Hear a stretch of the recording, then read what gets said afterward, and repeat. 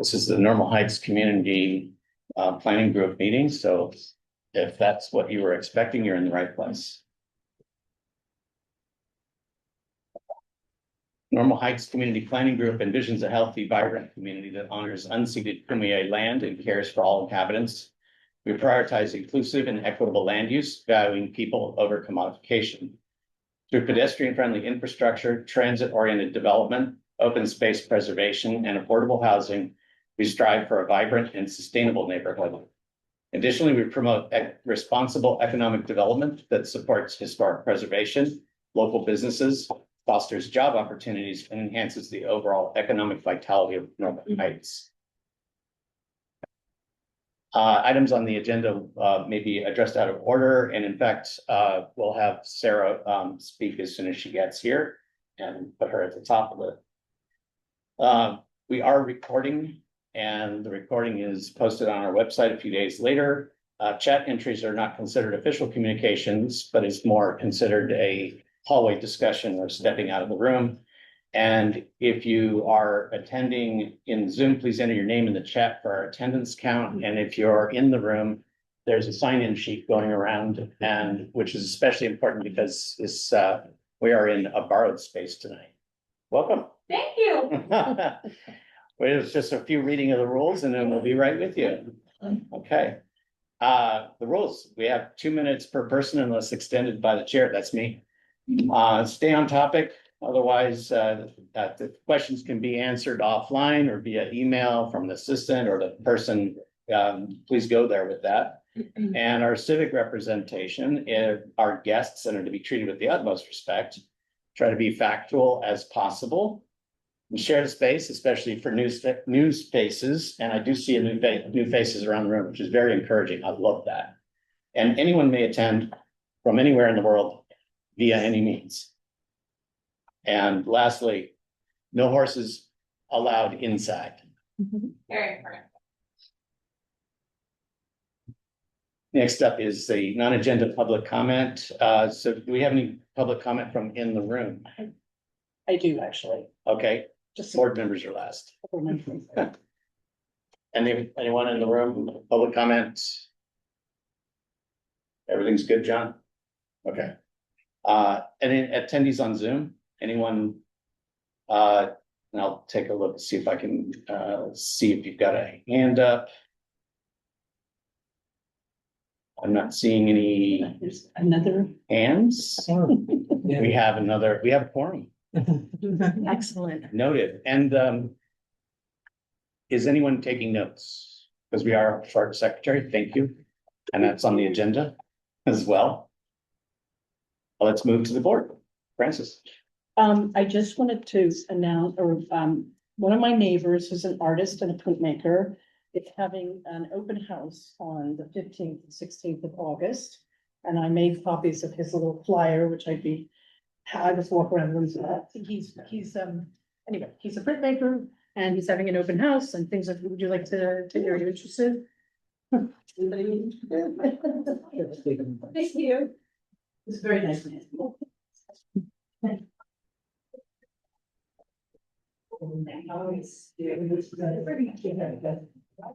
Anybody else? Yeah. Take one. Yeah. Oh, wait. Yes.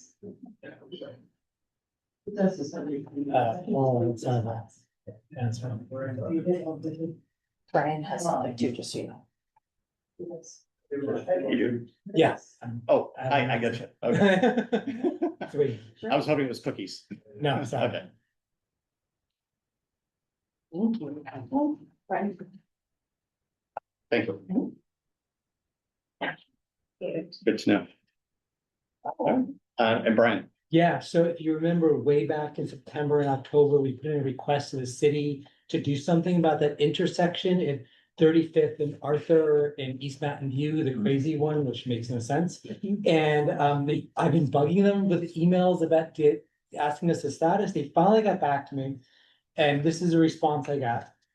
Thank you for your patience. We have received multiple inquiries regarding this location from Council District 9 office and the Normal Heights Community Planning Group. Our staff and supervisor are currently reviewing the requests and evaluating the available information. We've been doing that for 6 months, but anyway, once our review is complete, we will first coordinate with the Council District 9 representative before providing a response to the broader community. We appreciate your patience. We'll provide an update as additional information becomes available. So first, I don't know if Kano is on Zoom or not, but thanks to her for, I'm assuming she said something. And so we're still waiting, basically. Okay. So that's just an update on that. One other quick note, can we send like a card to Nancy or something? Get well soon card to Nancy? Yeah, we should Yeah. probably do. I don't know. That'd be sweet. Yeah. I'll do that. Okay. And I have her, room number and such. She sent a, I think it's a messenger message. Okay. Yeah. Great.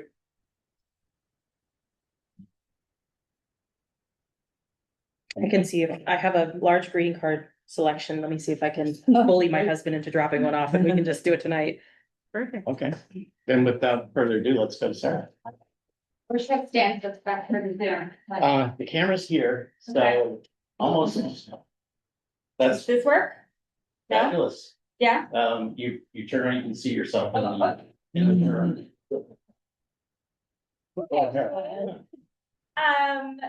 So happy to be here with you all. So happy to be home for August. We are here doing a district work period the whole month, so you'll see me around.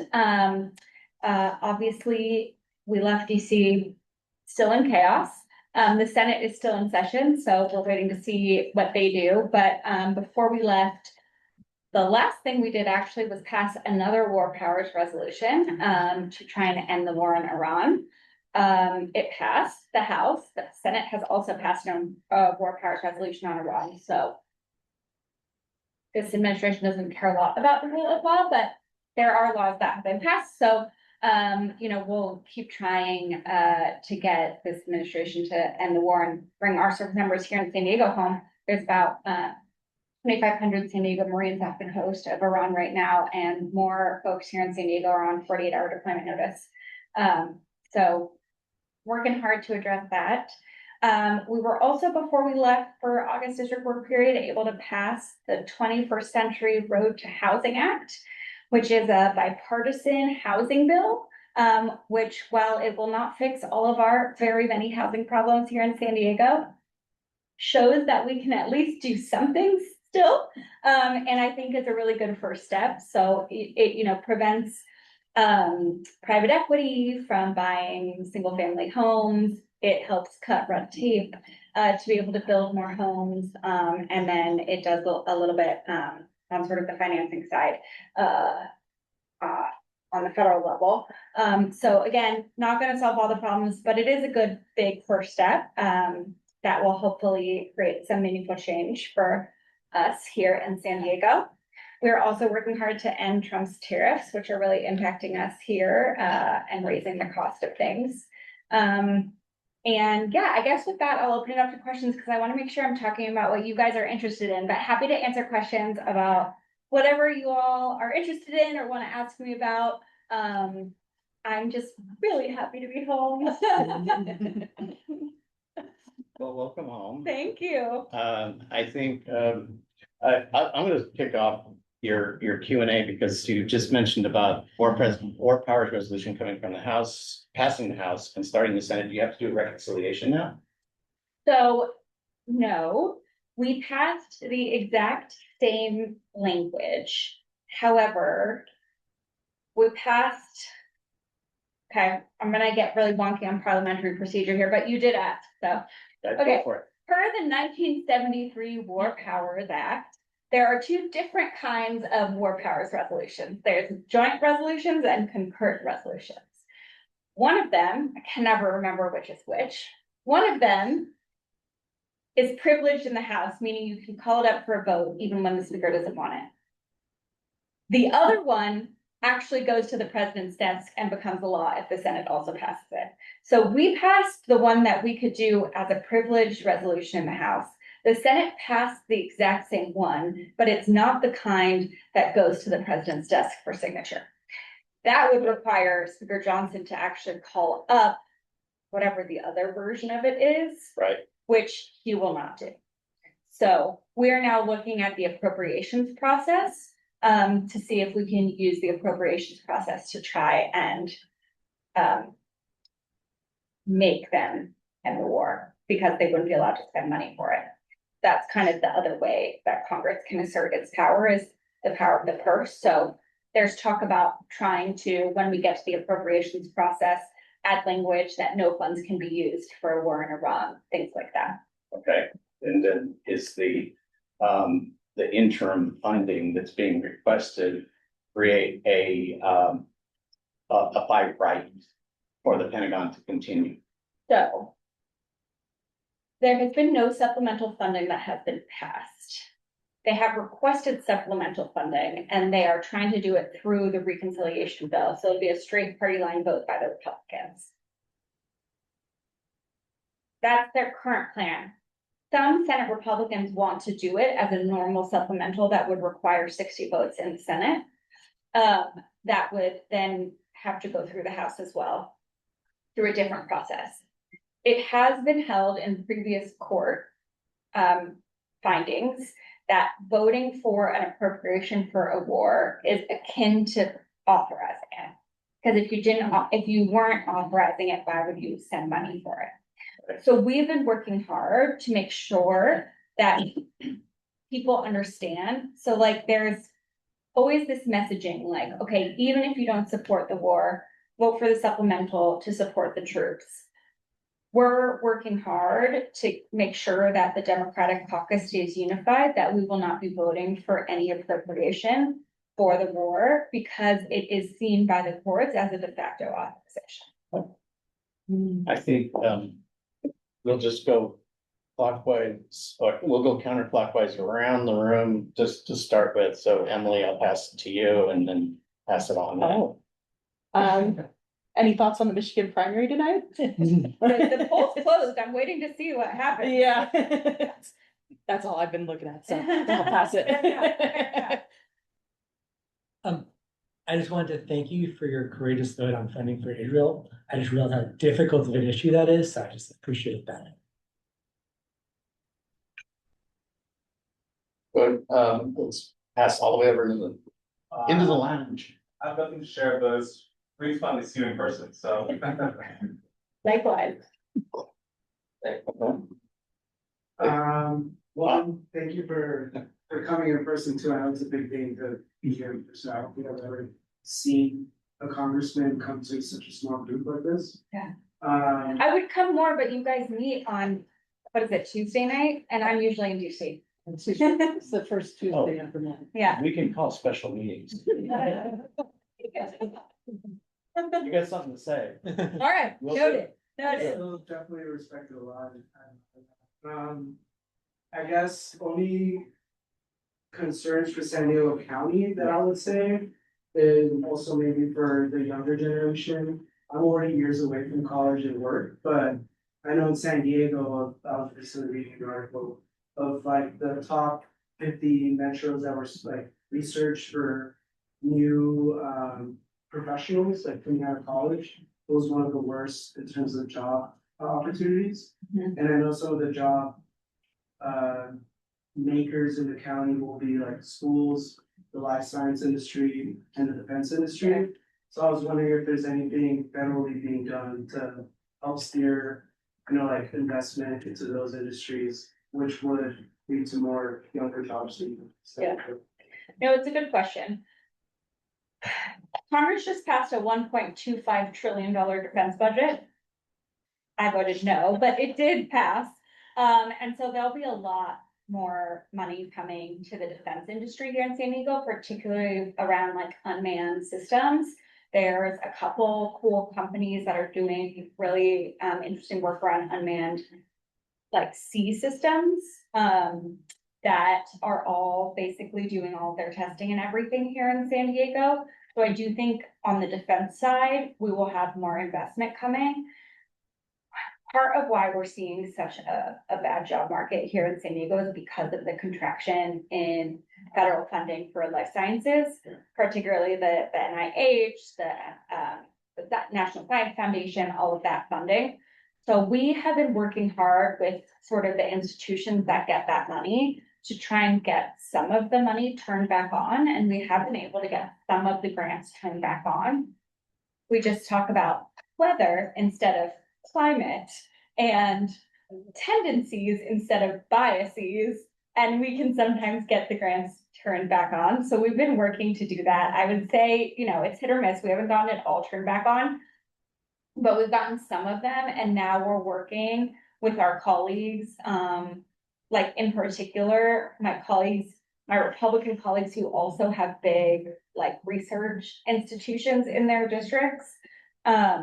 To make sure that in the appropriations bill, there is clear that there's robust funding for it in the bill, but then also in the bill text itself mandating that that money gets spent, because what's been happening is we've gotten the robust funding in the bill, but then the administration hasn't been dispersing it. Or even what we started hearing lately is that the administration will, like NIH or NSF or whatever, will like give the grant, but then they'll never actually disperse the funds. So we are now trying to address that problem by putting it in the bill text, but that's still part of the appropriations negotiations that are up. So on that note. Yeah. I'll catch both of you up that the mid-cities of Normal Heights, City Heights, Eastern area, and Kensington Talmadge are doing their community plan update, which was last done in 1998. So part of that is we're working to strengthen the economic development component, because our research is showing us that we can do a lot of aspirational ideas about how the community should look in terms of streets and architecture and all of that. But unless we have an underlying economic development component that's strong, it's all aspirational and it will never get built. Normal Heights for Smart Growth, the CPC, and then all of the CPGs in that are putting together this economic development component to insert into the community plan update. So that's like, we're right on the cusp of that. That's awesome. So that'll be released soon. It's sort of like a white paper that for inclusion in the plan. Okay. And that's something I'd like to get to your office. Please do. Because then we can start getting in, Hey, you know, complete state and some federal parts. Yeah. interfaces. Yeah, Perfect. no, we'd love to. And one of the things we can do is community project funding. It's what we call earmarks now. Community project funding. We can direct federal dollars. You all will have to go through the city council and the mayor's office, because it's the city who will have to submit the grant request. I think. Yes, we've attempted with planning groups before, and we've had to go through the city to get the city to be the ones, but you can work with the city to try and get them to submit on your behalf. Okay. Community project funding request, and Kate can send you, the requirements change each year. They usually come out around March or April, so we'll make sure when next year's come out that we get you all the information. Okay, then shameless plug, we're building a community garden currently. Nice. And we're very close to getting right of entry, and then that will lead us to the conditional use permit, and we'll spin it up. That's been a 3-year process, so we're right. Welcome to the there. ribbon cutting. Yes, we want you at the ribbon cutting, and we want your grant funds there too. We also have, we have a newsletter we send out every month, of all the federal grants that are available. It's a hefty document, so you have to like Control F to find the ones that might work for you. But if you're not already getting it, Kate can make sure you get on the listserv for that. And if you do apply for a federal grant, we can do letters of support and things like that. Excellent, and we have a real hotshot grant writer on our team. Excellent, She just hired on to Scripps Research, amazing. so we're lucky to have her. Yeah, and again, some of them I think you can probably apply for directly. Some you might have to go through the city, but we can help you sort through it. Okay, I don't wanna bogart the channel, so let's, John. As a representative of people of California and the state of California, what are your thoughts on the state of California stop subsidizing Georgia, Alabama, South Carolina, North Carolina, Florida? I can't believe that we are subsidizing Florida. I know, it's very frustrating for me too. Especially because then all of my colleagues are like, oh, those moochers in California, and I'm like, we pay more federal taxes than we get in federal programs. Thank you very much. I hear you, and I have been asked many times, Turn the tap off. can we stop paying our federal taxes? And the legal answer I can give you is that I cannot protect you if you stop paying your federal taxes from the IRS. Do with that what you will. It's asinine that we get beat up day by day by day. And the people that are beating us up are the people that were subsidized. Yeah. Mhm. There's gotta be something. Well, the good news is that in the new year, there's a very good chance we have 49 Democrats in the House from California, so we will have a little bit more power to try and fix some of these things. Oh, Thank you. is that based on the census or? Prop 50, Profit, okay, yeah. A good little gerrymander. nice. Thanks for coming out, Sarah. It's really good to see you here. I guess zooming out from like neighborhood issues, I would like to know if your office or if there are congressional eyes on the water pollution issue with the Tijuana In River. TRV. Yeah, so this is something we're really focused on. And actually the whole San Diego delegation, so all 5 of us, work really closely on it. Obviously, my district doesn't directly touch it. I'm about to have my 3rd district in 4 terms, but neither my current district nor my new district directly touch it. So Juan Vargas really takes the lead because he represents that area. But as a sort of delegation, we've been able to get 650 million federal dollars. What those federal dollars are going towards is rehabilitating the South Bay wastewater treatment plant. So for those of you who do not spend as much time thinking about sewage as I have gotten the opportunity to do, You'd be surprised in this room. yeah, I guess that's true. It's the forest. Basically the problem is that Tijuana grew faster than Tijuana's infrastructure. And so they are not able to treat all of their sewage. And so a lot of it comes over the border through the Tijuana River watershed, and then ends up in the beaches in Imperial Beach and elsewhere. And it's a big public health problem.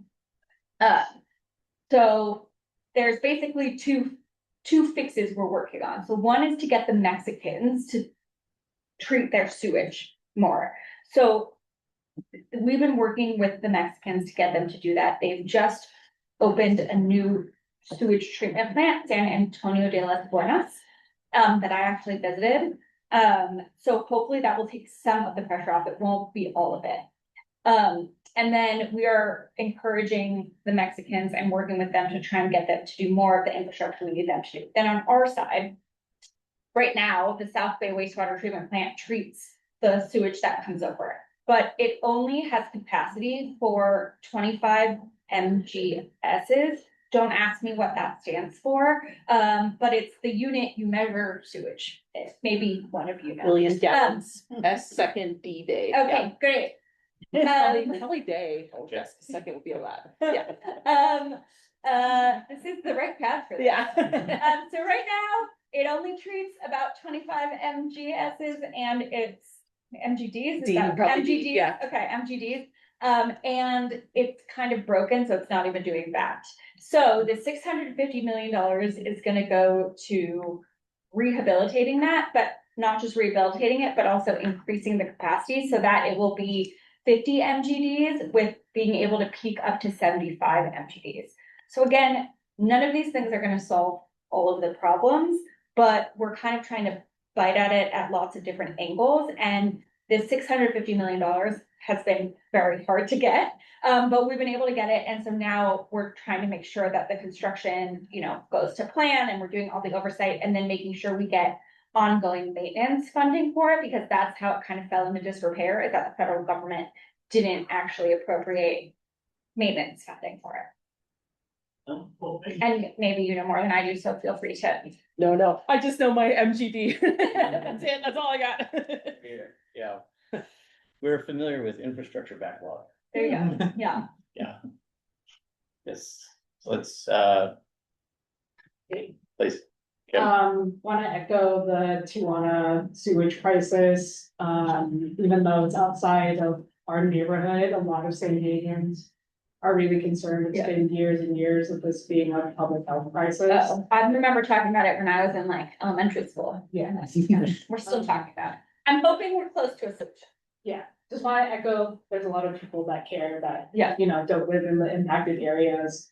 The second thing is, we're starting to notice the prevalence of Waymos operating here. I saw one in University Heights over the weekend. The SPAMDAC Board of Directors put out a letter saying that they do not support Waymos, you know, driving on San Diego roads, but it's actually unregulated. And it feels a lot like these tech companies are essentially using us as test subjects. Because you can consent to writing a Waymo and that's your prerogative, but to be used, you know, crossing the street is being used, you know, as a test subject in that way.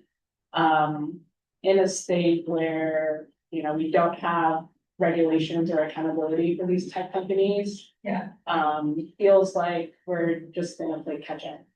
So I wanted to see if that was just something to put on the radar.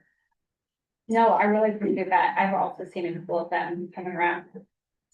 I need to check on that specific Waymo issue, if there's, I think that it will have to be a local jurisdiction by jurisdiction fix, but we will do some research and see if there's anything at the federal level we can do to at least like make sure that jurisdictions who don't want it have that ability or, so let me take that back, because I don't want to give you an answer that I don't fully know.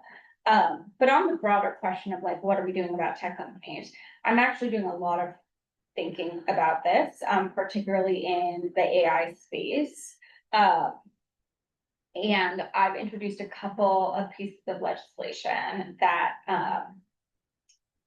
are trying to get after the various ways we need to address AI and its prevalence in our society. And like, I guess at the broadest level, the way I think about it is like, one, we need to be thinking about the incentive structure we're creating as a society. So right now we tax labor way more than we tax capital. So we are incentivizing companies to replace labor, even if that's not what we need to be doing. That is what the incentive structure we've set out is. So we have no data privacy laws. So like, you know, there's all these things that at the societal level, we're creating the incentives around which business leaders are like making their decisions within. So how do we make sure we get those right? Then at the individual, like frontier model levels of AI, I think we need mandatory transparency. I've introduced a bill around that. I think we need mandatory pre-clearance before they can, you know, kind of like FDA style, where like before they can be deployed, they have to go through all this rigorous testing.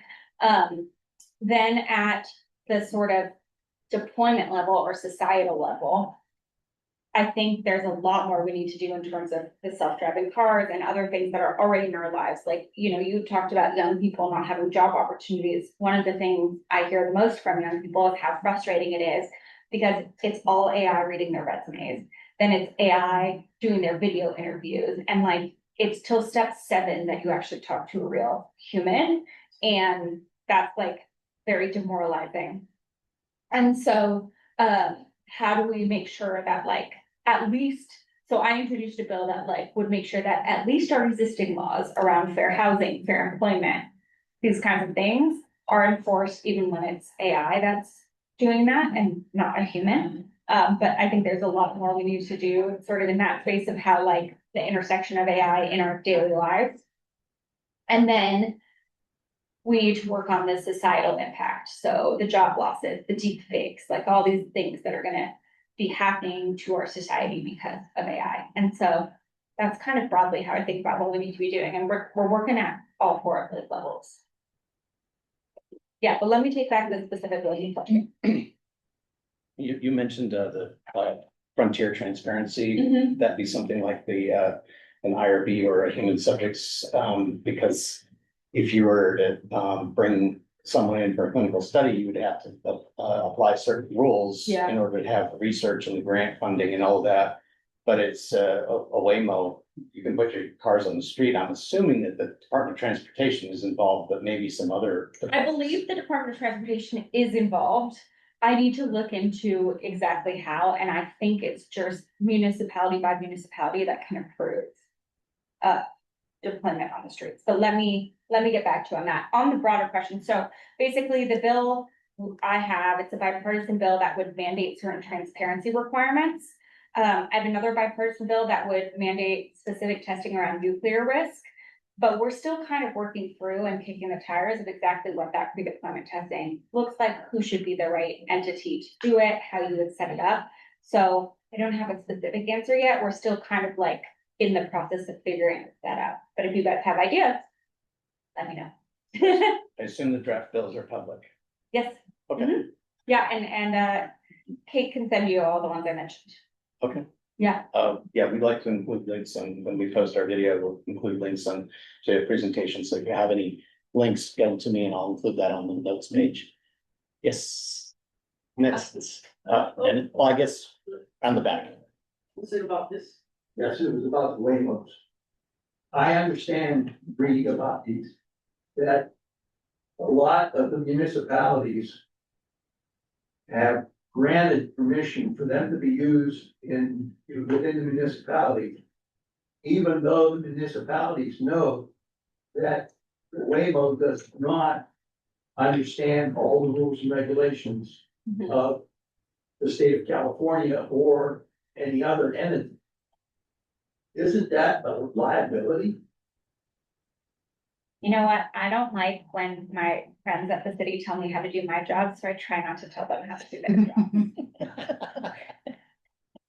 But as statewide, as a state that you represent, Yeah, but I Yeah, only do what- federal policy, so a lot of these things are policies that like are specifically done by state and local governments, which is what you want, right? You wouldn't want the federal government making the same rules for us here on certain things as like in Alabama, we have different needs. So those are the kinds of things that are state and local that like from the federal level, it's very hard for us to do.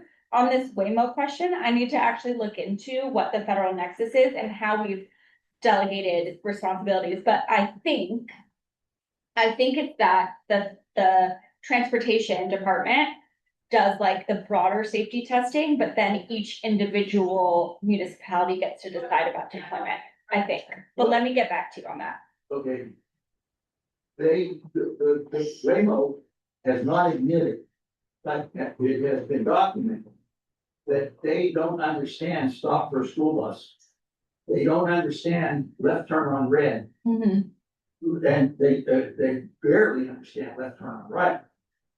So if the state has the rule of regulation, how does the municipality override that regulation? So there's different responsibilities that are given to different levels of government. I don't know so I don't do state of California, I don't do Sacramento policy, I am just your representative to the federal government. Trust me, sometimes I'm just as mad at Sacramento as you are, but I need to look into what is federal, what's state, and what's local on Waymo. I don't know the answer, and I don't want to pretend that I do. Thank you. Yeah, In the back. I don't have a question, but I want to say thank you for backing us up. I've watched you on social media since February 28th. And for backing up our Marines that are declaring. Okay, I just moved to the neighborhood, so I'm just kind of learning. Thank you. welcome. okay. I was wondering, well, first of all, I like the housing legislation. Thanks. I was wondering, if you looked at all at private equity buying out, like, other than just single family homes, but I know sometimes they'll buy out apartment complexes that are pretty affordable for residents, and then they'll redevelop them so that they're like suddenly double the price. Yeah. I was wondering if you looked at all of that. The single family homes was what we could get passed in a bipartisan way, but there are other pieces of legislation that are being worked on that would do sort of broader private equity in housing at large, so. Yeah, Stay tuned. Okay. Yeah, I also wanted to touch base on that recent law that was passed and that would affect the unhoused population. Is there any money allocated or how would that impact specifically San Diego or just? Yeah. I don't think.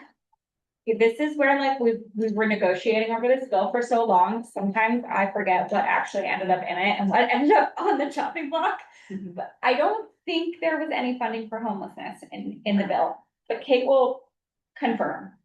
Make sure I'm not lying to you, accidentally, but it will. Most of what it does is it conditions some federal funding on changes to state and local policies that would address some of these issues, and so it's sort of like, this is the hard thing about housing, is so much of housing is like actually state and local. The federal government has very little control over housing. So a lot of what we have to do is like bank shots on housing. So like it will impact us here in San Diego, but I can't tell you like it will directly impact X, Y, and Z, because it's sort of like how it's incentivizing state and local governments to do certain things. Sorry. I wish I could be like, it's gonna build 1 million new homes and it's gonna be great. But it's just, it's harder to sort of, especially on housing, because it's so indirect. I'll give you the 800-pound gorilla on that, but I want to finish with that. So I guess my question is more, not so San Diego specific and more, political. Yeah. In nature. And you may or may not be able to say anything about it, but I'm hoping, maybe looking for reassurance, that if things go as we would hope in November, that the Democratic Party in the House and the Senate is ready to hit the ground in January to undo and reverse whatever they can undo and reverse. Yeah. I mean, I don't want to give any state secrets away, but I mean. No state secrets. Yes. So actually, I'm in leadership in the House Democratic Caucus, and one of the things that I'm working on is making sure that we are ready. And I think we need to be ready on like 3 main fronts. So like, one is all of the oversight we have to do and the accountability work and how we undo the one big beautiful bill cuts and all these other things, right? And making sure we're strategic across the committees, and that like by making sure each committee is like doing something so that we're covering the whole like zone defense, right? Then we need to be working on our affirmative agenda, because it's not enough to just be against Trump. We need to actually have a bold vision for the future, and we need to be ready on day one to start passing that. Now, Donald Trump will still be president. We will not have 60 votes in the Senate. Likely, most of that will not become law, but I think it's important to show so that if we get the trifecta in 2028, we're ready to go and people know what to expect of us and they can hold us accountable to them. Then there's like the third basket of things of like, what can we actually do in the context of like, we won't have 60 votes in the Senate, Trump will still be president. So are there some pieces of like what we need to do on housing and childcare and healthcare and all these other things that we could get done even in this context? Like actually Trump talks a lot about actually democratic things that he wants to do, like capping prescription drug pricing and getting private equity out of homes. So, okay, like either let's try and do it with him, or at least let's call his bluff that he's not actually doing that, because like we agree with those things. And then like, he's gonna need our votes on things. We're gonna have to pass a budget. We're gonna have like, there's just like things you need votes for. So like, are there deals that we can cut of like, okay, fine, you can name Dulles Airport, Donald Trump Airport, but in return, we want IVF and fertility treatment for all service members, right? Like, are there things like that where we can like give him things that are like, don't really matter, and get something like important for people in return? And how do we think about that like deal making? So that's like what we're working on preparing. Good one. Encouraging. Moving. I hope we can stop the arch, that's all. Or we give him the arch, but we get paid family leave for everybody. The argument. I know, but it could be worth it, you know? Trade-offs. What devil would you, bargain with the devil would you Yeah, make? exactly. I see a hand here. It was just more of a comment to do with it, what you were. Yeah. said. And just something maybe to share as like, oh, I'm hearing this back home, and I think Yeah. it's very reflective of San Diego also, so we're what they call like a purple county, right? And what I've noticed, and I'm not too old either, so I haven't been to too many cycles, but the Democratic Party or our party, should focus a little more on winning elections and getting things passed, whether that's compromising. I don't even know if our elected officials could tackle this themselves, it's more of a societal thing as well. But winning elections and not so much focus on headlines and being the winner and fighting against the enemy. Win the election, then pass the policy that we want to pass. Yeah, Because nothing will get done if you make it for the election. that's totally fair. Yeah, appreciate that feedback. I'm gonna move to Zoom. Ramey, go ahead. Hi, so my question is, why is it when Democrats are either speaking on the steps of Capitol or being interviewed on the news, why are they not holding up an LED sign that is showing the current deficit that Donald Trump and this administration and this GOP-run Senate and House have done in less than 2 years? Because when a Democrat's in the White House, all we hear is tax and spend, and the Democrats are running up the deficit, which those of us with brain cells know is the opposite. So why are you guys not showing that all of these golden statues are running up this deficit that any other time the GOP is really upset about? Yeah. Stick it in their face.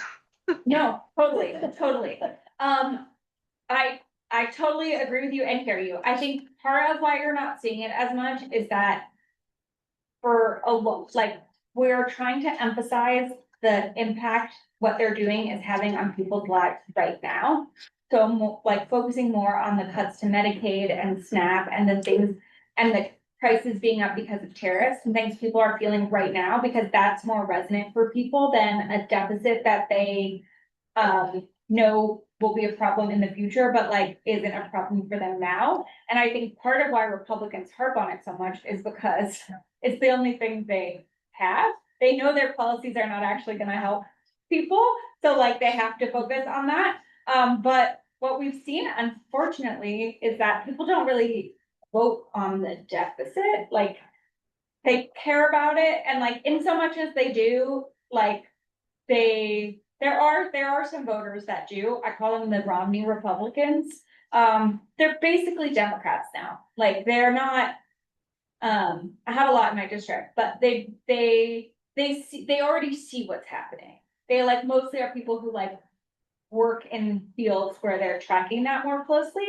So I hear you, but I think, and I do think we need to be talking more about how they're hypocrites and how they lied to you about the deficit. And how actually the biggest increases to our deficit have been the Bush tax cuts, the wars in Iraq and Afghanistan, the Trump tax cuts in Trump 1, Trump tax cuts in Trump 2, and the wars that he's starting now. I think we need to figure out how to talk about it in a way that then isn't going to hamstring Democrats when we're in power from thinking that we can't do anything because we are so focused on the deficit that then we're not delivering on these promises we made for people. So it's always balance. Danielle?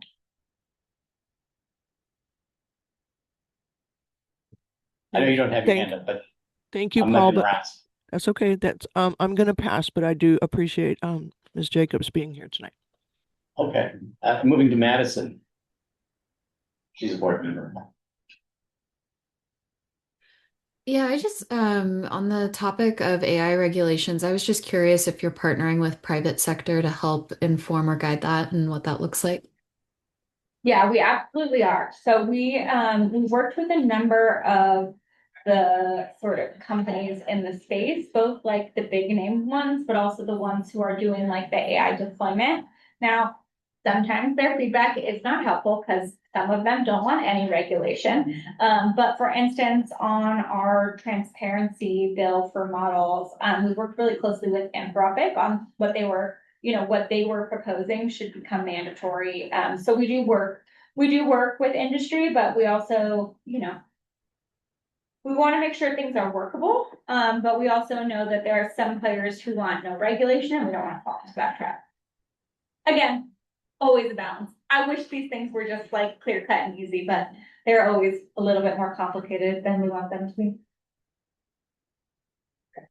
Pete. Any comments, questions? No comment.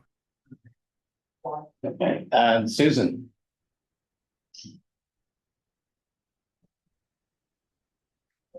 Susan that worked as a city planner. Oh. So you may recognize the name. All right, we'll come back. I guess we'll do spot questions as they come up. I'll start with the 800-pound gorilla. There is federal land in the San Diego area. In fact, the Mira Mesa landfill is on federal land, and the city leases it from that. And the new garbage taxes was a real flashpoint for the community. There's pluses and minuses on that. But I don't want to waste time on the controversy. But would there be any thought of providing relief to the city on those lease costs? Well, interesting. You're the first person who's asked me about that. So let me take that back. I don't know. I think it's owned by the military. So, but I don't know what the lease terms are. Let me find out more for you on that. Okay, because I thought what you were gonna ask me is, can we build more housing on federal land? And the answer is yes, I'm trying to do that. I sit on the Armed Services Committee, and one of the things I'm working with our base commanders on is how can the military build more military housing on base or close to base. So we can, right now, the military houses about 10% of service members in military housing, and then 90% like on the economy. But if we can get that percentage up higher, it can take the pressure off of our broader housing market. But also we need to make sure that the military housing is actually high quality and safe. And so we've been doing a lot of work around that too.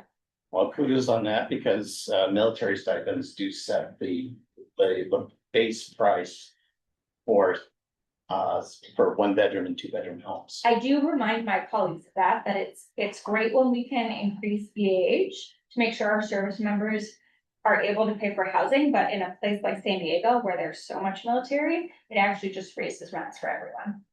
Mm-hmm. So staying on the housing topic, the 800-pound gorilla is NAVWAR.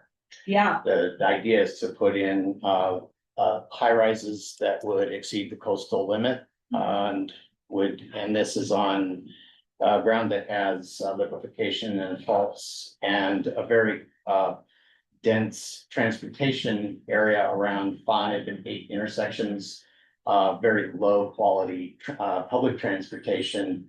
So it would be a huge amount of impact to bring in 14,000 new homes in that area. Yeah. Any comments? The Navy is currently in their contracting process, and so we are not allowed to weigh in during the contracting process.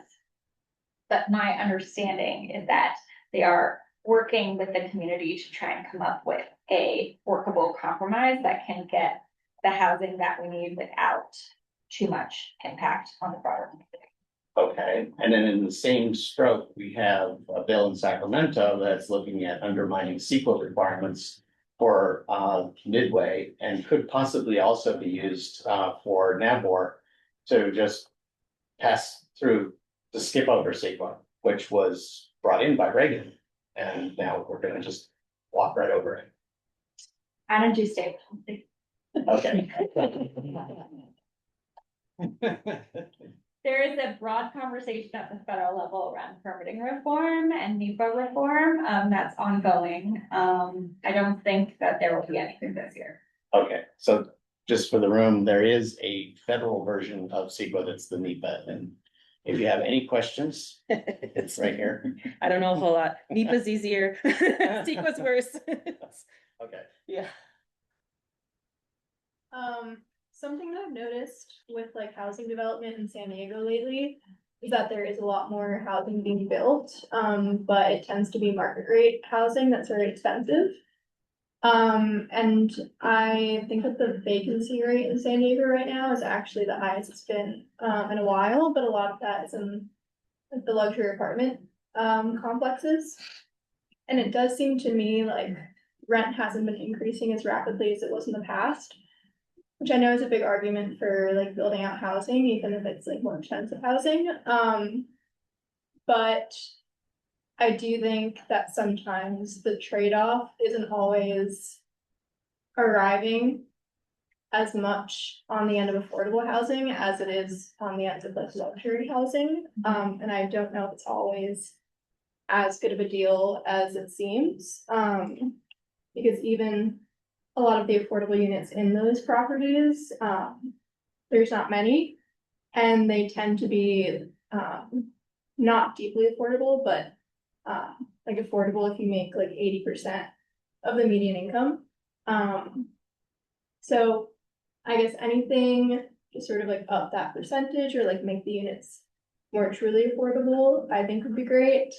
And also maybe looking at like it's really a good deal all the time, because I know that a lot of times like developer fees are waived, and I know you're not the city, but the city is in a budget crisis, so yeah, I don't know what the answer is, but I just wanted to say that. Yeah, no, it's a good, and this is why like housing is so complicated, because again, it is like all three levels of government have a piece of it.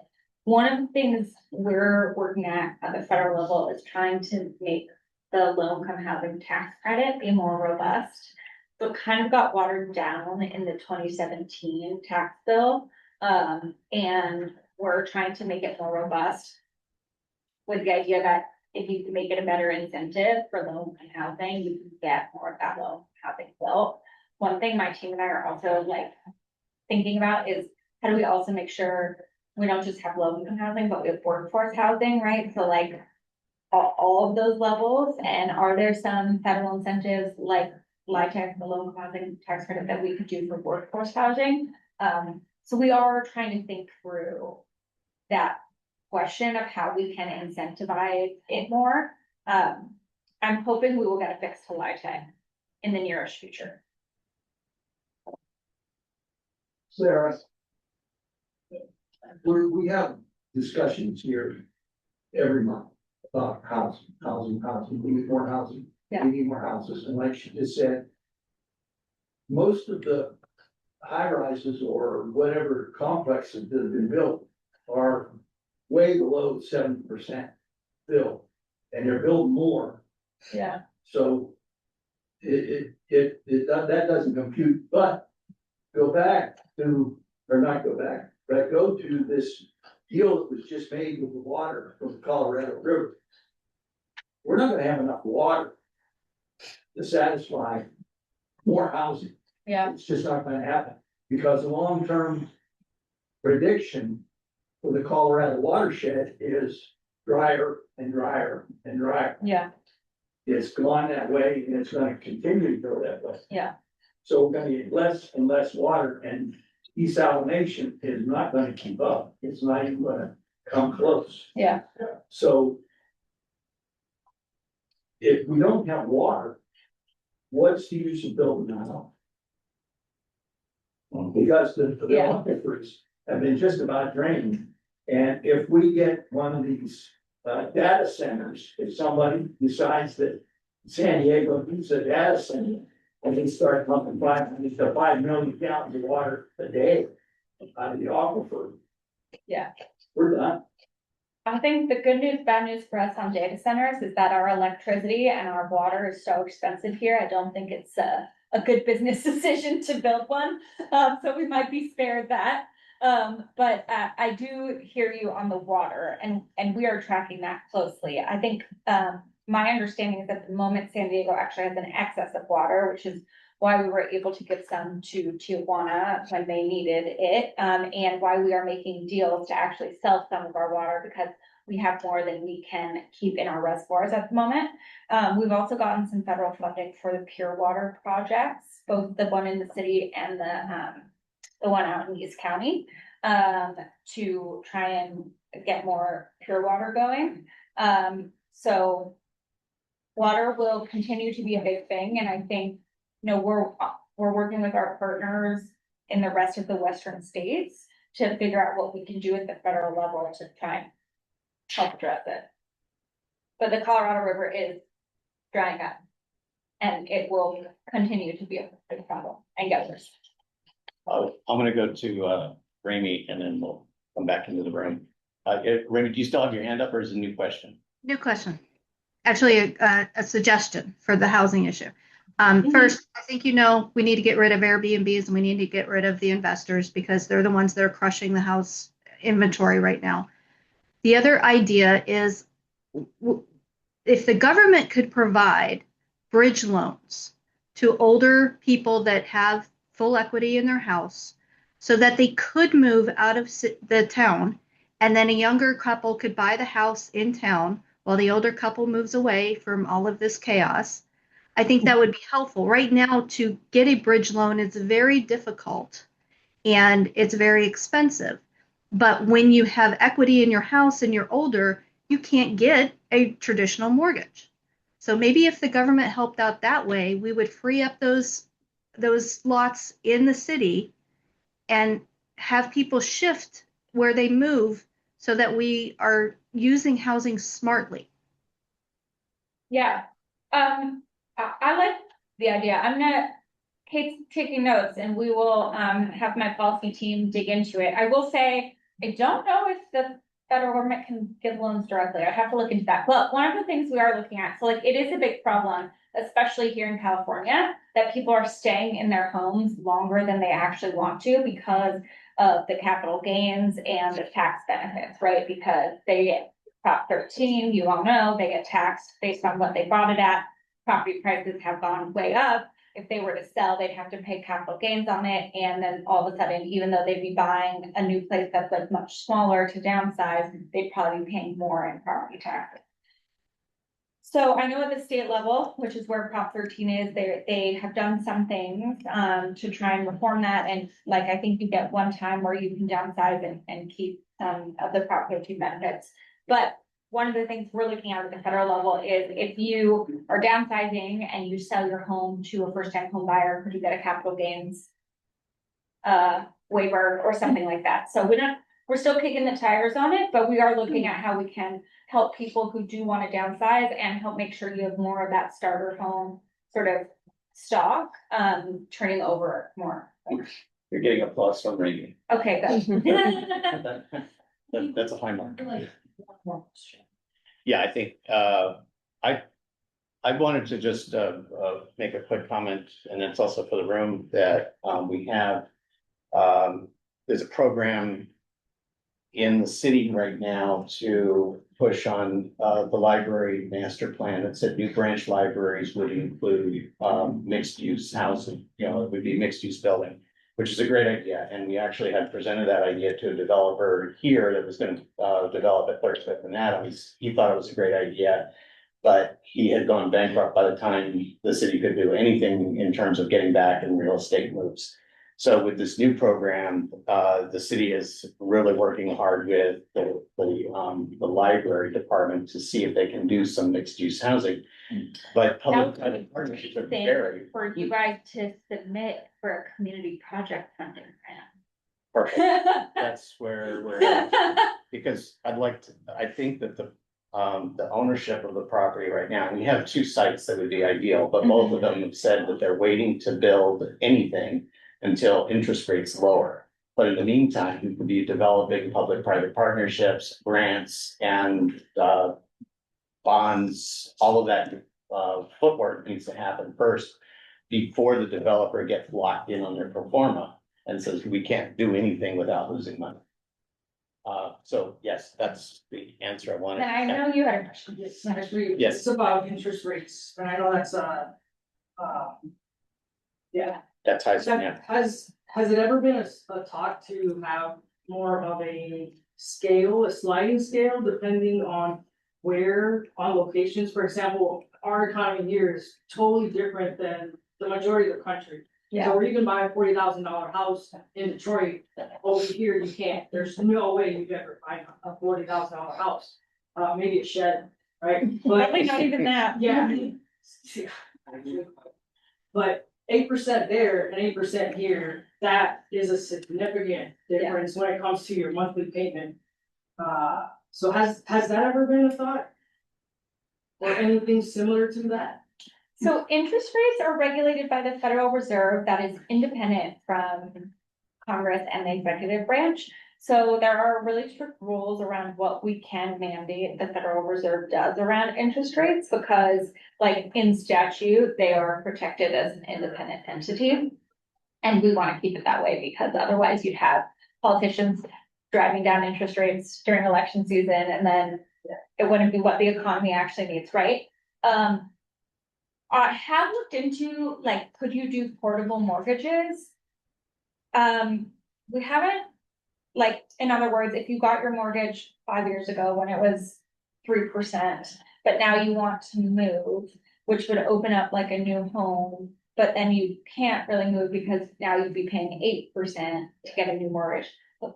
We haven't had a ton of success in figuring out how to do that, in large part because what we've been told is that like so much of the mortgage interest rates are determined by the banks. And so if you try and legislate around it too much, they'll just like stop giving mortgages if they don't want to. So we're trying to figure out what are some things we could do, but it's actually trickier than I wanted it to be. Right. Yeah. I'm gonna do one bonus one from Danielle. She's on Zoom. She worked for the city for a long time, so get ready for a smart question. Not exactly. Thank you, Paul. The last time I asked this question, Ms. Davis, or sorry, Ms. Jacobs, was when you were visiting over in Rolando, some Girl Scouts over there. And I asked about the update on when the post office there is going to get Susan B. Davis's name on it. The Hi. post office is the bane of my existence. We passed a law. It was signed by the House. It was passed by the House, passed by the Senate, signed into law by the president, and the post office is still dragging their feet on it. We're doing everything we can. My understanding is now there are things happening, but we have not gotten an update in a while. So the last update I gave you at the Rolando meeting with the Girl Scouts is unfortunately still the latest update. And I'm really sorry. No, you don't have to be sorry. I've called the Postmaster General personally, and I still cannot get this damn name changed. I'm having the same issue with adding a name to the Colina del Sol. I've been working on that for 5 or 6 years now since COVID. I feel your pain. Yeah, thank you. Thank you. Thank you. Can you put some kind of an update out when the post office gives you their update, please? I promise to tell everybody as soon as I get any information. We're ready to put a vinyl sign up there. I've thought about it. One of the things we were trying to figure out is if we can pass a bill that would allow it to be privately fundraised to change the name, because the post office is saying they don't have the money to do it, but it businesses could put in money to change it. I don't think it would cost that much money to change the damn sign. Anyway, I promise you will find out as soon as we have a solution. Okay. Because an In-N-Out Burger is supposed to go where the drugstore is, and it would be nice to have the new name on it when the In-N-Out Burger comes online. I agree, and I'm Thank you. Thank you so much. Yes, thank you guys so much. Thank you. Please reach out if there's anything we can do. We can help with federal agencies. We will make sure you get all of the CPF information in the spring when we get it. And yeah, thanks everyone. Most importantly, thanks for being involved, because I know that no one's paying you to show up on a Tuesday night to talk about sewage. And this is really what makes communities community. And when everyone gets so frustrated with what's happening at the federal level, what I tell them to do is go local, and that's what you guys are doing. You are building community, you are showing up. And I just really want to thank you because that is actually how we're gonna rebuild our country. So thank you for being here tonight. Thank you. Thank you.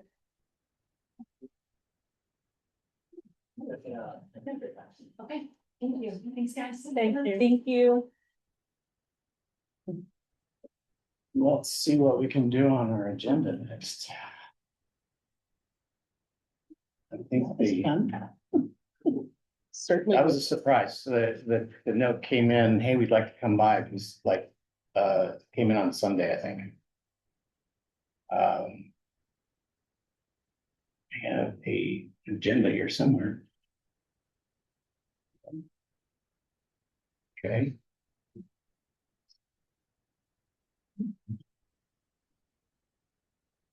Approval of the July minutes.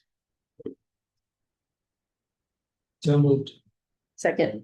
Okay. And any comments, changes to the minutes?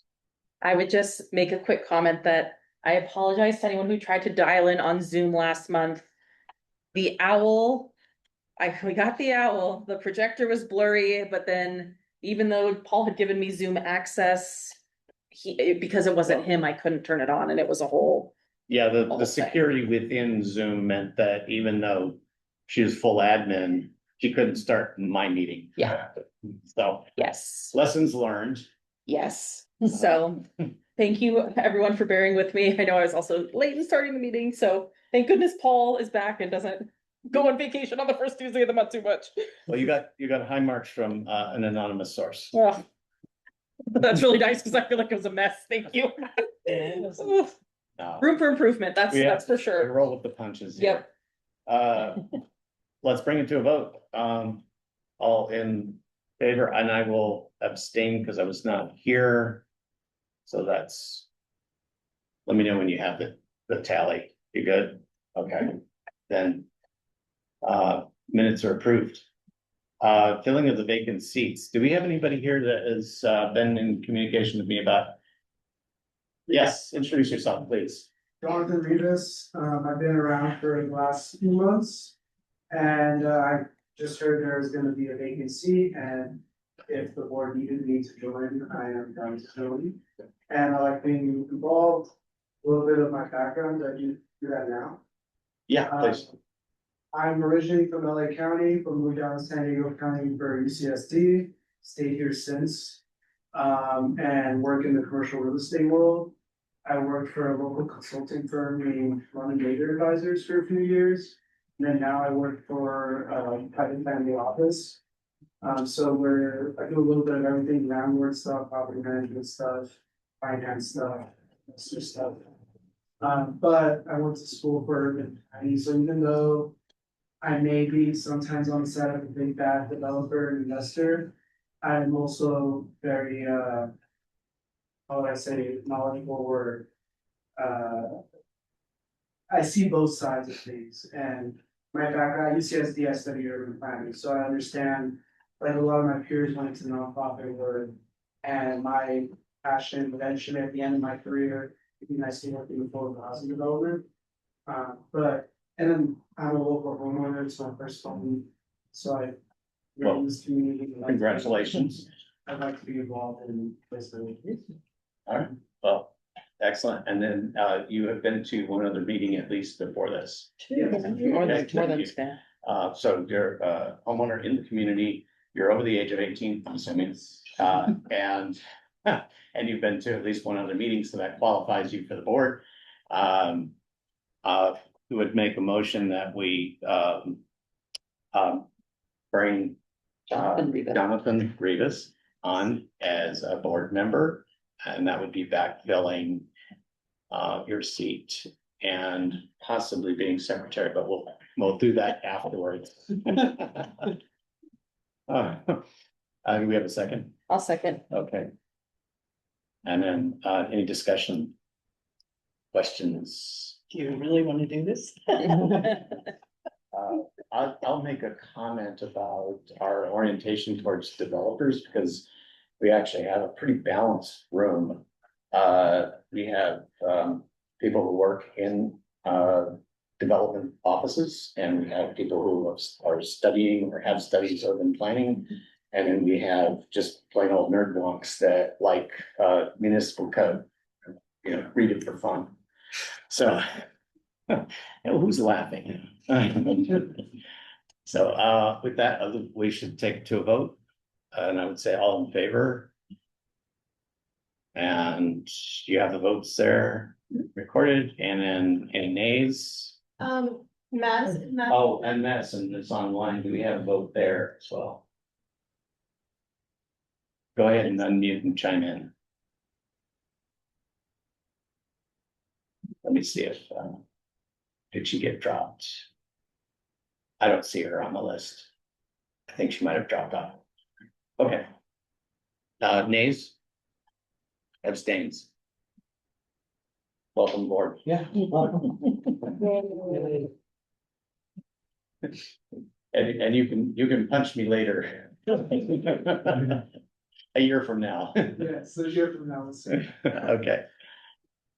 The next thing is selection of new secretary. Do we have anybody who volunteered for, basically it is note taking. And because we do record the proceedings, it's very easy to do that. We also have Zoom transcription, which helps. And so we rely on very light notes, mostly recording votes and action items is the key item, roll call. We used to have a parliamentarian as well, so there's a little bit of that. If somebody's out of order or you feel that the meeting's taking too long, you can always turn him up as secretary / timekeeper parliamentarian. And then it's really, once those notes is distributing the notes out for so that they can be voted on in the next meeting, usual parliamentary procedure. Do we have anybody who's interested, including Jonathan? Wait, that's next. Well, to be fair, Jonathan said he wanted to at least sit a couple meetings, Okay, so I wouldn't put him on the hook quite yet. sure. Yeah. I've been to a few meetings already and I know how they run, but I'd like to give the board respect and Okay, sit on the board first, then take position. then I'm looking at Francis and Brian here. We just need somebody to backfill for the next meeting at least. All right, I can do the next meeting. Okay, great. Note taking at the next meeting. And then, and of course, you'll be available for training and knowledge transfer. I do the back-end technology, so if there's any questions on that, like how to upload the notes onto WordPress, basically. Easy. Okay, I think we're good for the next round. Related to that, August and September are usually the hot months. We got lucky this time. That's why we're in this space. But do we want to ask for this space next month, assuming that September will also be hot? Okay, I'll ask John if we can have the space again. I think he'll be on board with that. Next up, parking solutions. Brian, take it away. Quick, before we get to the block room and driveway stuff, I just got an update on the head-in parking on Hall. Remember a couple months ago, we requested that. So months and months ago, when we first asked about this, the mayor's office said the request should go to them because there's something in the city charter that actually gives the mayor's office the power to decide this. Today, Kanoa from D9 emailed me and told me that we should put in a formal request to the transportation department. Why that is, I don't know, since we were told in the past was the mayor's office, but anyway, I will do that tomorrow. Now they're saying like 6 months to respond or something, so don't expect anything quick to happen on that. But I will put a request, I don't know, Kanoa is not online, right? But thanks to Kanoa for following up. I have not heard anything from the mayor's office since we submitted it despite multiple emails.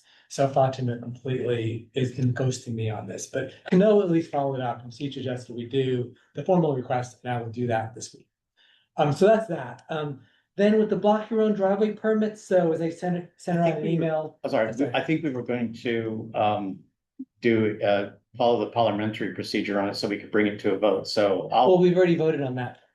oh, Oh, you mean the block your own driveway? the block your own. Oh, yeah, yeah. driveway. So I would make a motion to I guess it's create a letter requesting We'll submit this proposal. submitting, so the motion is to submit the proposal that's on the table with Brian to the city to ask for a pilot program to do a block your own driveway, a pilot program.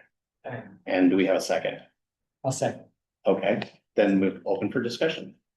Yeah, so I sent around an updated proposal and basically just the only two changes was I separated out the parking enforcement issue in a separate, under a separate subheading and just expanded that a little bit to sort of emphasize the importance of having parking enforcement as part of the pilot program. I do really like Paul's idea of requiring QR codes on the permits to make sure no one can fake them. I didn't put that in here, but we can to sort of add to that. I also separate out into a separate paragraph review of the pilot program. And again, this is to emphasize that it's a pilot program. We're gonna try it just for a year, see how it goes. If it doesn't go well, we can then stop it and cancel it. But definitely there needs to be some sort of formal review to see how it's actually gone. So those are the two main changes, but of course I'm open to other changes as well, or other comments or feedback for to this proposal. Yes. Yeah. So are those things that you just mentioned, are they included in the thing that you sent out? Yes, Okay. just not the QR code suggestion that. Paul- Okay, but the we can things you add. just mentioned are in what was Yes. your most recent Yeah. communication? I don't know if you can bring it up, Paul, on the on Zoom. Possibly. Let's see, where would I find it, first of all? I can tell you when I emailed it to you. July 27th. July 27th. And then there was a follow-up email with the QR code that was yesterday or 2 days ago. Well, let's look at that. I've got notes here, It wasn't, it was internal to the board. internals. Maybe if you just search email from Brian. Cause that's how I pulled it up. There it is.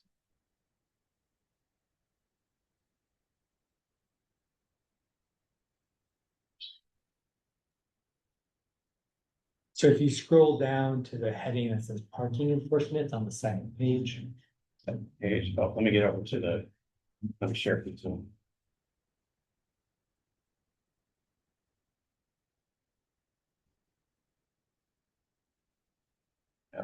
Now folks back home are with us. Okay, and we want to go to the second page.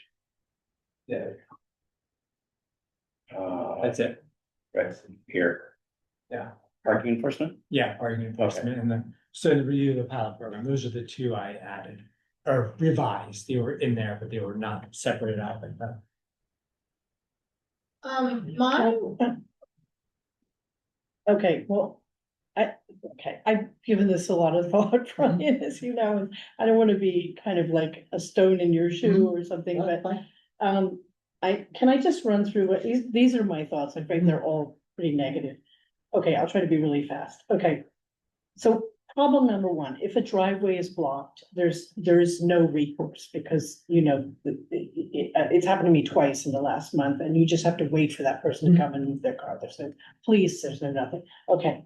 And according to your statement, the program will require stepped up parking enforcement. Well, since there's already no enforcement of traffic violations because there's no, you know, inadequate police, I don't see how that's gonna be possible. Okay, so then my second concern is who is gonna organize the program, enforce the program, decide on the fees for the program, monitor the program, analyze the results of the program? Is this gonna be done by the city? Again, I have no confidence that they can do that, you know, effectively or fairly. Thirdly, this is a problem that's been created by the city and developers. They've overbuilt in density without requiring parking and without providing public transit. And so this has led to this parking shortage that we have. And residents are again being asked to pay for a problem that city has created. And this doesn't really address the root causes because it's like 1 to 2 more parking spaces per block. The fee charging for parking is gonna open the floodgates for the city to charge. Could leave open the floodgates for the city to charge all residents for parking in the future.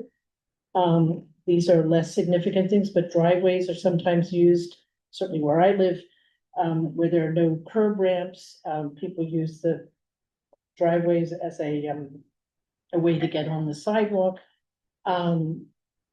Driveways are a place where, when there's parking is completely impacted, people put their trash cans at the end of their driveway because there's nowhere else to put them.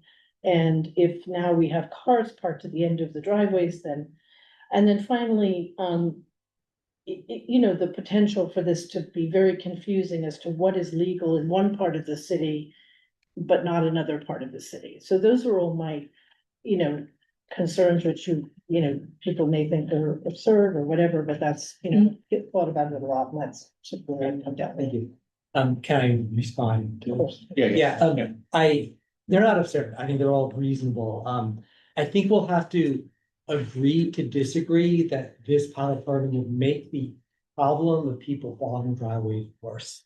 Right? I mean, it could happen. I mean, it's a plausible argument to say that if we try to program like this, more people will be more likely to illegally block driveways.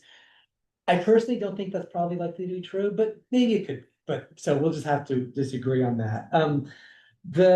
I also don't have any confidence in the city, but I don't think that the city's incompetent should prevent us from trying things. I mean, you're right. I mean, the city's botched pretty much everything it's tried to do recently. So, Yeah. but like to say that therefore we should throw up our hands and say, oh, well, we shouldn't try anything because they're incompetent. I just have a different take on that. I mean, we try it and the city. I just worry about who's gonna be analyzing and making the decisions, We'll just have to, deal with the fact that the city doesn't do things particularly well. I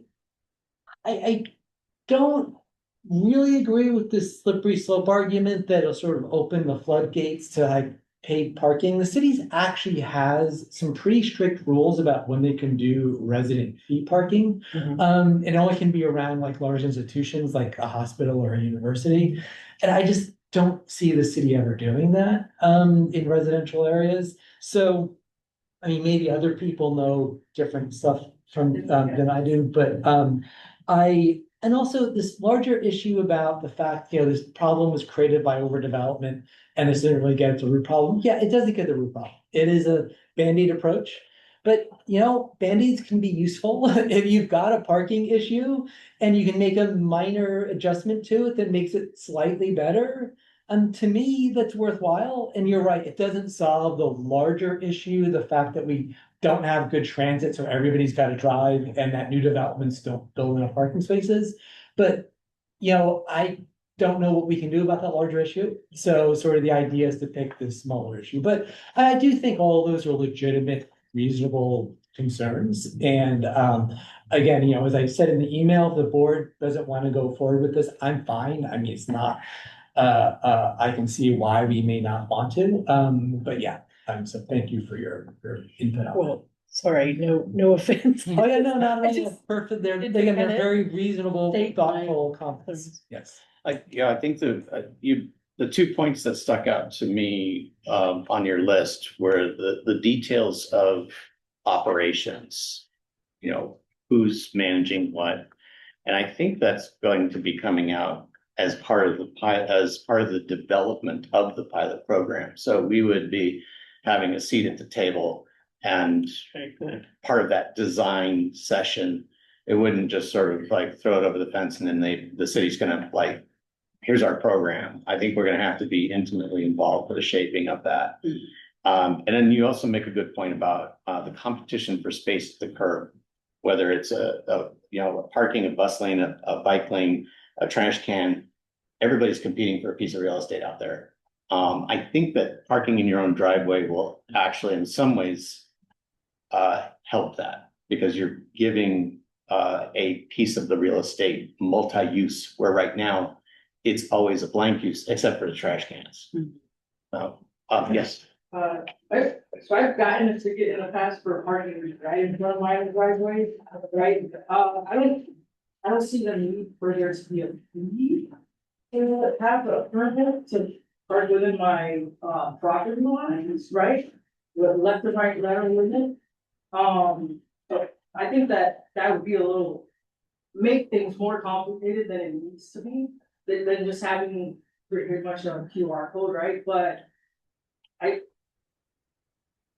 think it does already happen, and it's kind of just like, you know, the meter maid either passes by or, you know, you get a ticket or you don't get a ticket, right? I've seen the meter maid pass by my house way more than I've seen the cleaning truck.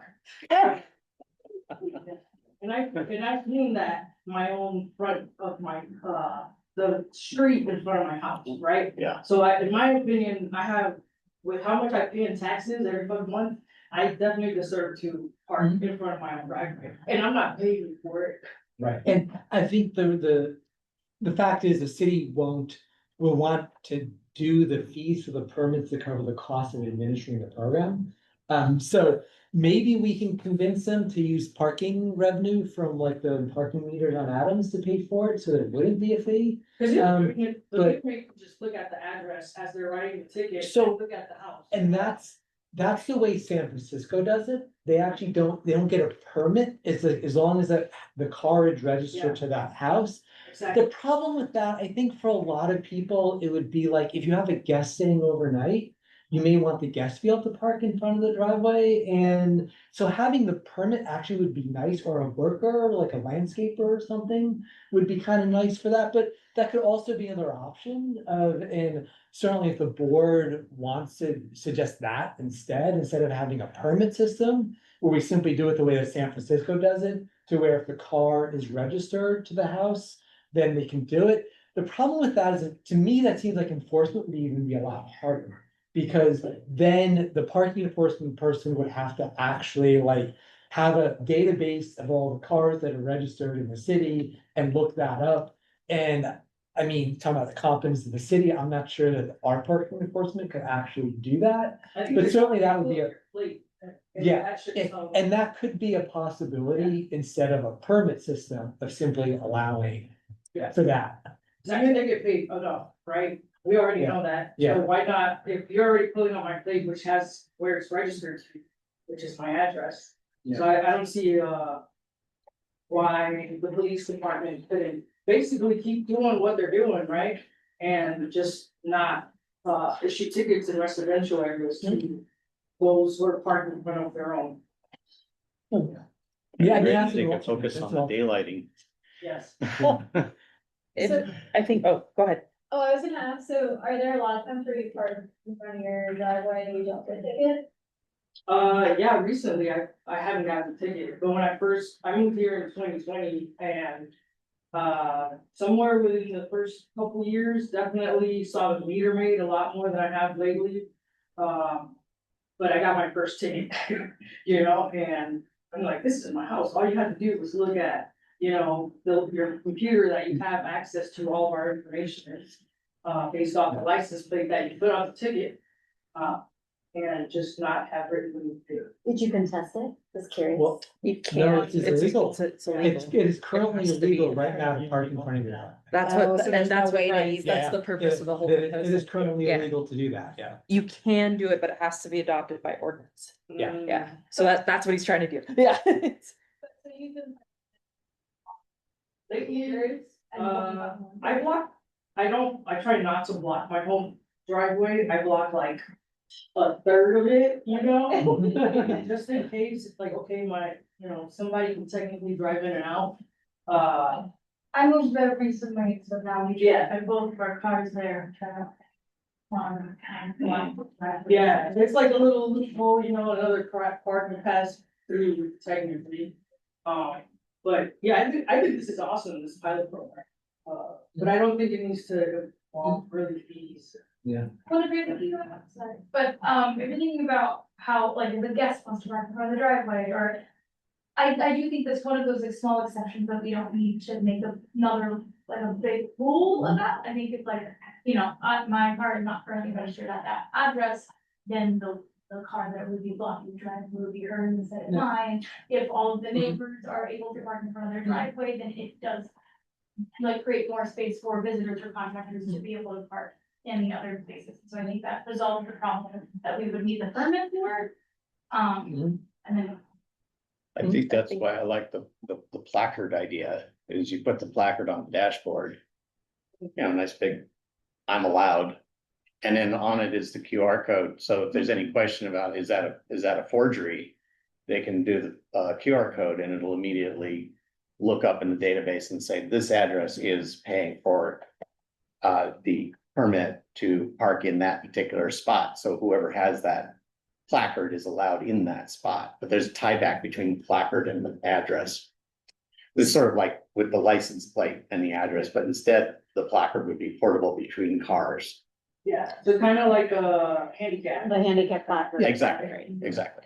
So I will say, I do think as your proposal stands, I support it because I think that's a completely valid point. Yeah, we can play car Jenga, but if my guest, I'm not gonna pull out of the driveway and they pull in, and then when they leave now, I gotta pull out and they, it's such a mess of like cars when they could just block my driveway and be fine. I think another point of that is also for anybody that is not a homeowner or renter. My car is still registered at my parents' house. You know what I mean? Like, I'm not gonna re-register my car every time I move apartments or into a rental home, right? So I do think that, it's beneficial, and I don't see this permit fee as being exorbitant. Like, it's probably less than the cost of a ticket to do it illegally now, right? Like, and that would be something that we'd have to like kind of work through with the city, of course, right? Because we don't know what that dollar amount would be, but Yeah, that kind of sucks, right? I'm already paying $50 a month for these trash cans that I paid $50 twice before to get replaced and never came in. Right? So it's like every time we add a little fee here and there, that, I already pay you $800 a month in property taxes alone. And then you continue adding 50 years, 25 years. Well, and it's optional, right? I mean, you don't have to do it. It wouldn't be a mandatory fee. My point is that we pay the city enough as it is, that something as small as a placard shouldn't be charged. I'm wondering if it would, if the city would do it like the maintenance assessment district where we are self-managing it. Will they trust us? That seems complicated. That's worse, because then all property owners would be assessed on it. It wouldn't be opt-in. Oh, okay. Also, I was thinking about the car registration too, because like my car is never registered to wherever I'm living at the moment. It's always like a whole thing. I have to get anyway, but the process of like registering your car to the new address so you could park there might only be a little bit more tedious than applying for the permit. So like if you have to do one or the other in terms of like your time, if one is free, that might be better. Yeah. Interesting point. And again, I think that's probably the operational details we would work out. I think this initial letter is like, can we engage with the city and will they talk to us, or will they just, wipe themselves with the paper? Or it doesn't hurt to add the proposal of the meter fees to cover that. It doesn't hurt to try, and even if they shut it down, you can start negotiating again, Absolutely. Oh, that's an interesting idea. Yeah. The meter fees. Yeah. Yeah. That's a good idea. We should add that. Yeah. I guess my only concern with the meter fees would be that's not necessarily like it's like not everyone's gonna use it, so it could be seen as subsidizing just like a couple of people that are like using the program instead of like the street that everybody drives on or like whatever other And there purpose. might be limitations on how meter fees are spent. So like it must be an infrastructure enhancement or Right, sidewalk repair or something like that. We can always suggest it to see what they say, but I do see your point though. It is that's the way you do the pilot to see, I don't know, maybe people won't find it very interesting or useful or whatnot, and only a handful of people do it, it's not worth it. Yeah. I feel like the concern that I had was just that like there might be some people that are already basically blocking their driveway Mhm. and like practically not getting ticketed, and then they might suddenly have to pay, because I know that my next door neighbor does that. And I don't really know how she gets away with it, but like she always parks in front of her driveway. And she does have like a car that doesn't drive in her driveway, and she's been there for like 50 years, so like I don't know if that, anyway. But it sounds like we would be legalizing lawbreaker at this point, sort of like a marijuana amnesty. Yeah, it's like she might have, like, if other people are doing that, they might suddenly have to pay for something that they've been doing for free already. It's kind of.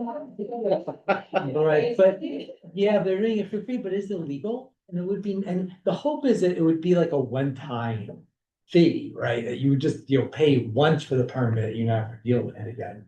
But yeah. Yeah, but that would be, but I'm not too concerned about that. I mean, again, because it is, what they're doing is, they may not realize it's illegal, but they, it is, and it'd be useful to actually legalize what they're actually doing. Mhm.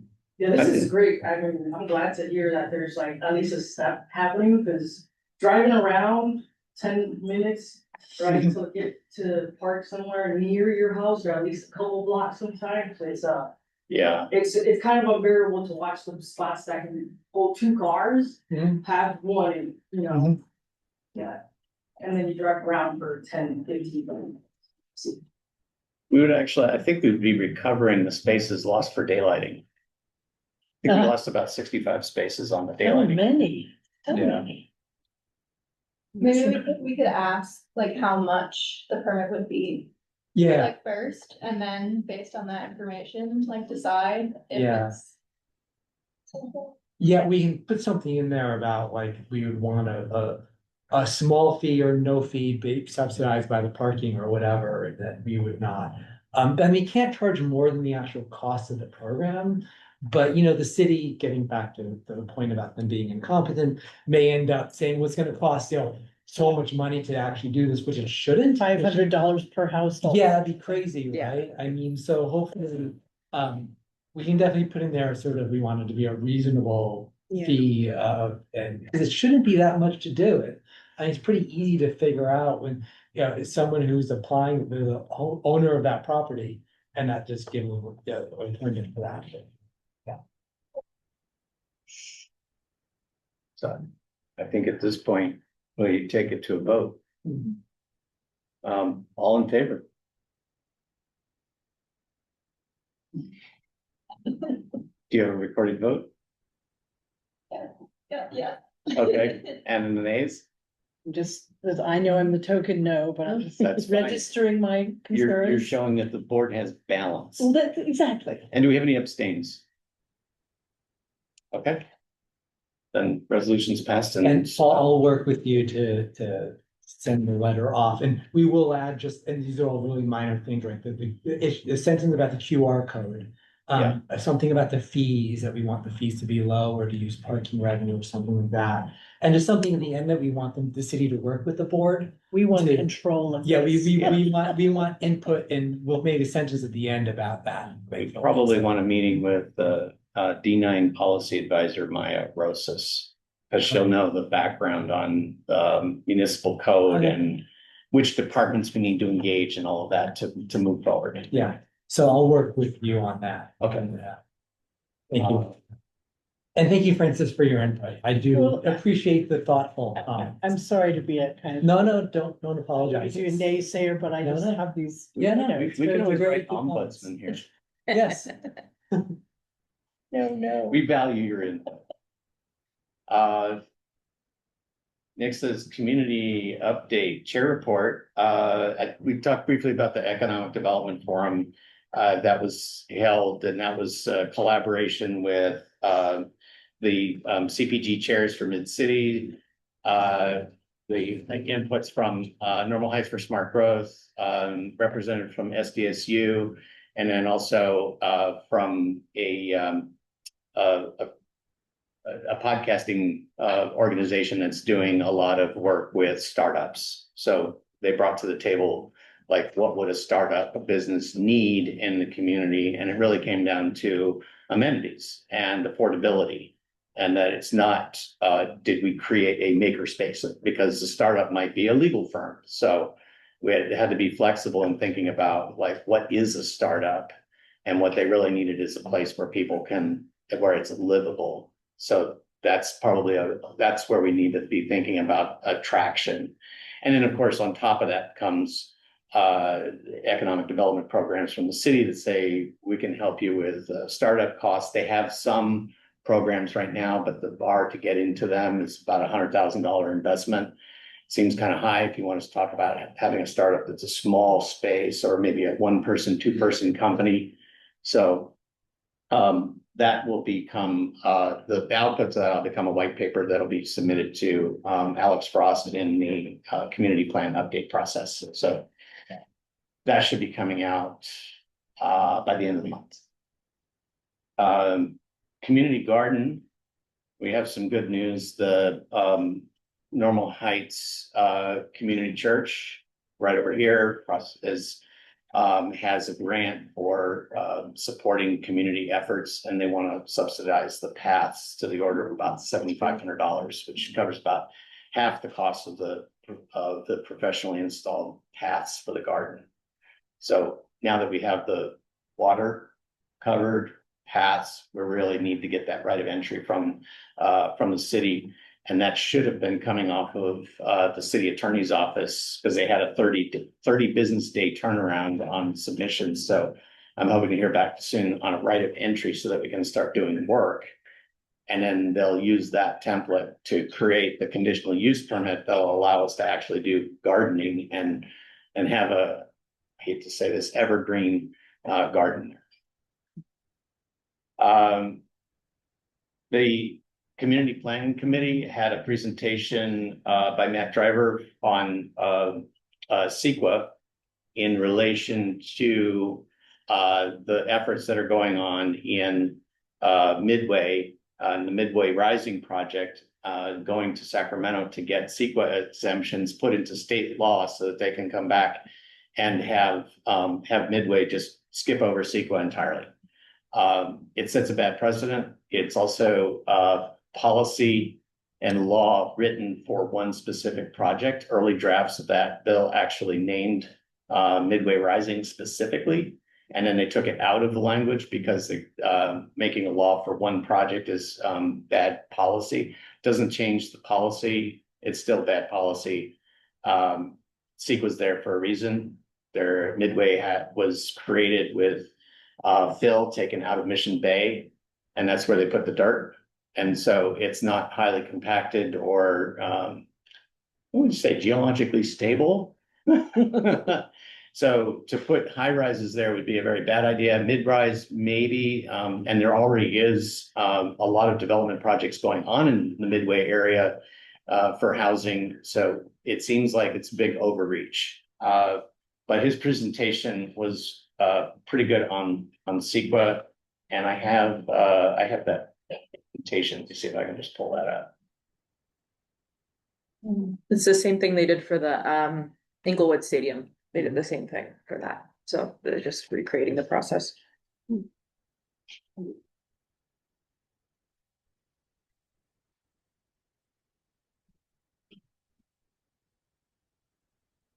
Okay, there I'm a assuming part of those in San Zoom can see. Francisco that's built on, I think it's called the Marina? It's Yeah, all- Marina's That's landfill. built The on marina's kind all of on like landfill. Yeah. very soft grounds. Whenever there's yeah. a shake there, it's like, Yeah. And the entire financial district is actually built on landfill that was the harbor for ships coming in. Those ships that came in for the gold rush. in San Francisco. Yeah, the crews abandoned ship in order to go to gold fields, leaving behind the ships with no fruit to take them back out of the bay. So those ships actually, prior to the 1906 earthquake, had been converted over time into hotels and like flop houses and brothels, and so and then stripped of parts to build houses in San Francisco. And then after the quake, a lot of, or even that, we're talking from between 49 and 1906, a lot of them were scuttled and then landfilled on top of them. So when they started digging the foundations of a lot of the the tall financial district buildings, they would find full shipwrecks. Oh my God. But those buildings downtown, those high rises are seated on bedrock. So they're not like floating on that unstable fill. But enough about San Francisco. I was just there yesterday. So the CEQA was created in 1970 by Governor Ronald Reagan, and it followed the federal NEPA. I don't know too much about NEPA. I just heard about it in this presentation. You can only do it, NEPA, you can only do on federal lands. So when everyone's like, oh, there's CEQA everywhere, or like NEPA's CEQA everywhere, it is not. It is just on federal property. So everywhere else doesn't do any environmental analysis. So it's a look before you leap law, do some research, do some thinking. Paper planning is always the cheapest. And the impacts is not just to natural features, but also traffic and circulation, air quality, and noise. It applies to discretionary projects because if you're in ministerial, it's assumed that you're already covered by the rules of ministerial, so the CEQA would apply. And then there's a series of steps which include public input and community benefits and challenges. I'll skip over that. If there are risks, CEQA calls out to create mitigation strategies. So it's not like it's a showstopper. It's more you have to address it. So if you have some drainage issues, then you have to deal with that. If you have liquefaction in the ground, then let's hit bedrock with your foundation, those kinds of things. And then it also creates a transparency layer through the whole process.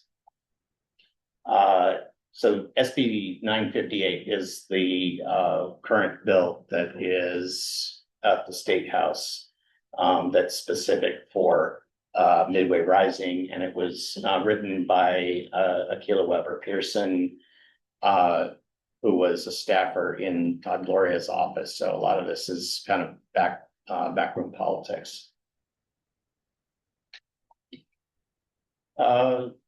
There's a lot of argument to not skip over CEQA, which was discussed. And then here's the where the zone is, and the CPGs that surround Midway are saying that they would be the most impacted. So they have the least amount of decision, but would contain the most impact. And that's sort of like, Mission Hills area, Hillcrest, Point Loma, they would be taking a lot of impact for a project like this. It also, it's pretty low in terms of the San Diego River. So there was a lot of talk about like the climate action plan and keeping new developments above a certain level of predicted sea rise. So they're looking for a lot of exemptions here. And I think that's all I'm going to say on that one. If you have any comments or concerns, I can route you to Matt Driver for the answers on that one. Back to the agenda here. Has the bill that you mentioned been passed? I think it's in committee. And a letter was drafted from the CPC and sent to the state houses and the press and anybody else that would listen. So I'm not sure if I forwarded that letter because I was out of town at the time. I'll make sure I do send that forward, the actual letter that was sent. It's a one-pager. Good.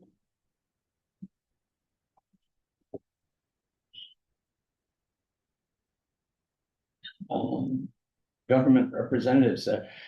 We've had federal. Do we have anybody here from state, county, or city, county, or state? I didn't see Kanoa. Fatima sent over the mayor's staff report synopsis.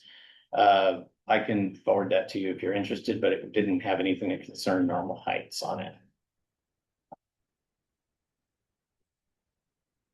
Local organizations, AABA. I was talking with Scott Kessler earlier today. He said that the 35th and Adams has changed hands. It's no longer with the couple that was in Newport there's a new owner Oh. and that, they're sitting on it. They're waiting for interest rates to drop before they do anything. And the same condition applies for the Rite Aid property. They have owners, but they're just land banking for now. El Cajon, BIA, Neighborhood Community Association, Urban Arts, Adams Community Rec Advisory Group. Nancy usually speaks to that. Normal Heights for Smart Growth. If you subscribe to our newsletter, you'll know that we have a new member on the board, Nick Avila. And he is very interested in doing a shared workspace available for seeing if we can't get something that's community-based, self-sufficient, kind of like what we're doing right now, borrowing some space. So we'll have some discussions on that, I think, in 2 weeks. Excuse me, Paul, this is Danielle. Yes. I actually attended the last Adams Community Rec group. great. Jim Barras was online a little while ago, but he said he was having trouble with the audio, so he dropped off the Zoom call tonight. Okay. But we did have a wonderful meeting. We're meeting quarterly now, not monthly. And the main topic was the homeless individual who has been banned from the church on Mansfield and has now taken up permanent residence in the little park next to the rec center. But there, our CRO officer Jenny was there. She gave some advice, and then we continued on with whatever the programs were for the community, the rec center there. One question I'd like to ask, maybe someone in the room would be able to answer, is there any update on the situation that happened at Ward Canyon Park just the other day with the attack? And does anybody know if the perpetrator has been arrested? I see a lot of head shaking notes. News to Okay. me. So as soon as someone knows that, if you could please let myself and Jim Barras know, that would be wonderful. Thank you. Okay. Joint Mid-City Community Plan Update Committee. We still have not gotten a draft or a date for our next meeting. I did run into one of the planners and she's like, I haven't seen you in a while. And I was like, I know. And she's like, well, and then she kind of ran away. So, I don't have a whole lot of updates, but sure they're working on it. Okay. Dan usually does the historical property review report and he's not here. Utility underground and street lighting, Matt. No update on our end. I think I lose track of my months. The last update we got from city staff. So I apologize if we've already shared it. Maybe we did. Let me see what. Yeah, it's June 29th, so we probably shared it in July.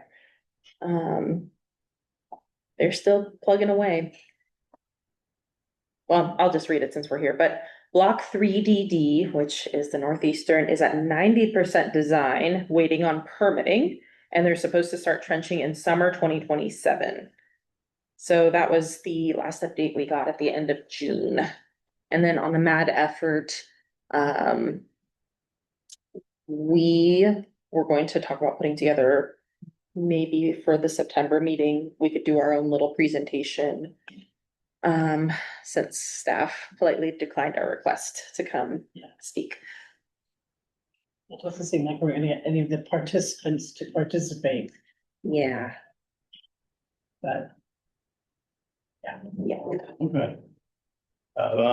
Sidewalks, we have a series of get it done requests based on the survey that we did and submitting the worst offenders of sidewalk repairs being needed. I need to follow up on the GIDs and see which ones have been completed. I think once that list of GIDs is done, I think we're pretty much at a standstill for sidewalks and we'll move on to other fish. Any other business? Thank you, we're adjourned.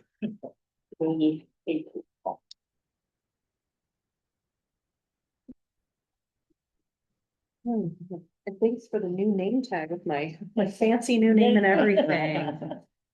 You know, that community